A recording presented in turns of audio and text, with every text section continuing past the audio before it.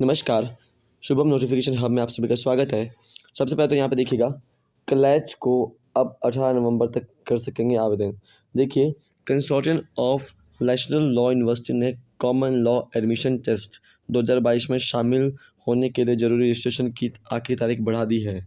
Simple ध्यान दो, तो क्लैट 2023 का जो एग्ज़ाम होगा वो आपको याद रखना है कि उसकी जो एप्लीकेशन फॉर्म की डेट आपकी जो 18 नवंबर तक जो यहाँ पे बढ़ा दी गई है।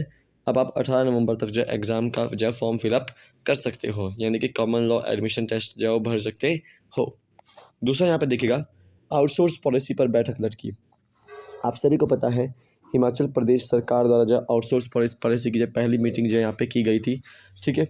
लेकिन अब यहाँ पे देखो, आउटसोर्स पॉलिसी की जो दूसरी बैठक अभी तक नहीं हो पाई है।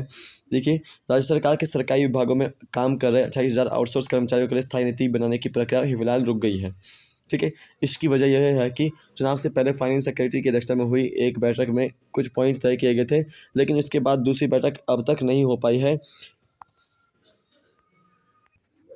अब देखिए यहाँ पे कि कुछ आपके जो यहाँ पे कुछ पॉइंट्स जो थे वो आपके रह गए थे, ठीक है। तो अभी उसकी वजह से जो दूसरी बैठक नहीं हो पाई है। उसके बाद देखो, विधानसभा की चुनाव की घोषणा हो जाती है, और विधानसभा चुनाव की घोषणा से पहले कैबिनेट ने यह फैसला लिया था कि आउटसोर्स कर्मचारियों को अब कौशल विकास निगम के तहत ही लाया जाएगा और बीच में इससे ठेकेदारों को हटा दिया जाएगा। तो अभी देखो, सिंपल सी बात है कि अभी तक जो आउटसोर्स पॉलिसी की जो बैठक होनी थी वो लटकी हुई है। तो अभी तक जो यहाँ पे आउटसोर्स पॉलिसी के लिए जो कोई भी यहाँ पे तक अभी तक जो पॉलिसी जो है नहीं बन पाई है। तो जैसे अगर देखो, यहाँ पे देखिए बोला गया है कि अगर उन कर्मचारियों को, आउटसोर्स कर्मचारियों को जो कौशल विकास निगम के तहत लाया जाता है, तो उनकी जो जॉब सिक्योरिटी जो उनको मिल जानी थी, जबकि वित्तीय मसलों पर कैबिनेट ने कुछ स्पष्ट नहीं कहा था। इसके लिए कौशल विकास निगम को कौशल विकास एवं रोजगार निगम के रूप में बदलने और इसे कंपनी बनाने का फैसला हुआ था। सिंपल यहाँ पे देखो, कौशल विकास निगम को जो कौशल विकास निगम एवं रोजगार निगम के रूप में बदलने और इसे कंपनी बनाने का फैसला यहाँ पे हुआ था। इसके बाद अतिरिक्त मुख्य सचिव फाइनेंस प्रबोध सक्सेना ने तकनीकी शिक्षा और श्रम विभाग के सचिवों के साथ एक बैठक कर उनसे डॉक्यूमेंटेशन सबमिट करने को कहा था।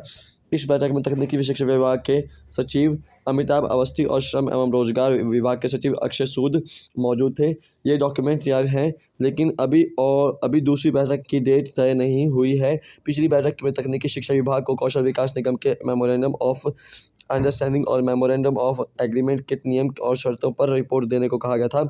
अब जब तक दूसरी बैठक नहीं हो जाती, तब तक यह तय नहीं है कि आउटसोर्स को लेकर कैबिनेट में हुए फैसले के अनुसार पॉलिसी कब बनेगी। सिंपल ध्यान दो कि अभी सेकंड बैठक तय नहीं हो पाई है, ठीक है, कि कब होगी आपकी सेकंड बैठक आउटसोर्स पॉलिसी को लेकर। लेकिन सिंपल यहाँ पे ध्यान दो कि जितने भी मेमोरेंडम्स हैं वो आपके बिल्कुल रेडी हैं, और जल्द से जल्द आपको आउटसोर्स की पॉलिसी की सेकंड बैठक है वो देखने को मिलेगी। अब यहाँ पे देखिएगा, टेट नोटिफिकेशन वापस ले शिक्षा बोर्ड। जेबीटी टेट में बीएड उम्मीदवार को बीएड को यहाँ पे शुमार किया गया है, ठीक है। ऐसे में जो जेबीटी कर रहे हैं, आज कर चुके हैं, उन छात्रों में काफ़ी रोष पैदा हो गया है।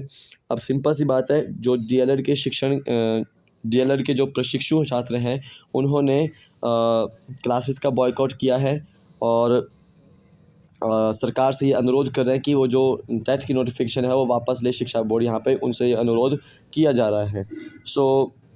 जेबीटी टेट में एचपी बोर्ड द्वारा बीएड को मान्य ठहराया गया है अकॉर्डिंग टू एनसीटीई रूल, और अभी इसका सुप्रीम कोर्ट में मामला चला हुआ है। तो जब तक सुप्रीम कोर्ट का डिसीजन नहीं आता, तब तक हम इस मामले में कुछ आगे टिप्पणी नहीं कर सकते। तो अभी के लिए फ़िलहाल इतना ही है। कल फिर मिलता है एक नए वीडियो के साथ। तब तक के लिए जय हिंद, जय भारत। आपका दिन शुभ हो। जय हिंद।